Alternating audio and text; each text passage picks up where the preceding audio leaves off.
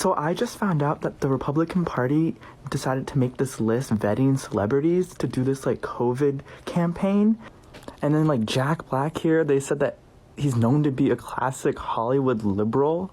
Like, what the heck? And like his demographics are super spreaders. Like, what demographic is that? This week, part of a document was released that showed the Trump administration plans on having a COVID PSA with celebrities. But the descriptions of each celeb is causing some major backlash. From Reach TV Studios in Hollywood, you're watching What's Trending. I'm Shira Lazar. Now, since September, the Trump administration has wanted to do a PSA with celebs about COVID. And the administration wanted to feature celebrities in the project to keep an audience engaged. To find the right spokespeople for the PSA, a document was made listing almost 300 celebs and ranking them by their political affiliation and the demographics they target. I'm sensing this could be problematic.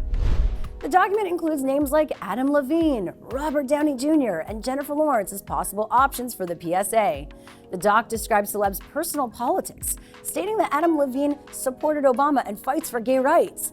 John Legend was also considered before he was marked as having multiple Twitter fights with Trump. Enter Dennis Quaid. He was actually one of the talents who did film a portion for the PSA. And he was facing a lot of criticism at the time for working with the controversial administration. So he went to his Instagram to talk about how this wasn't a political ad and how cancel culture was coming after him. About a PSA, an interview that I did with Dr. Anthony Fauci a few weeks ago. It is being used by the cancel culture media that I was doing a campaign ad, an endorsement of Donald Trump, and that I was paid handsomely for this by diverted CDC funds. Nothing could be further from the truth. Even though Dennis Quaid and others like Cece Winans are saying that their participation in the PSA was not political, a lot of people are skeptical. The question a lot of people have is, if it's not political, why does this document state the celebs' views and opinions on topics such as gay rights, gun laws, and who they supported in 2016? To be clear, the coronavirus is not a political issue. It's a real virus with dangerous consequences. I mean, just yesterday, the USA recorded at least 90,000 new COVID-19 cases. That's almost one case per second.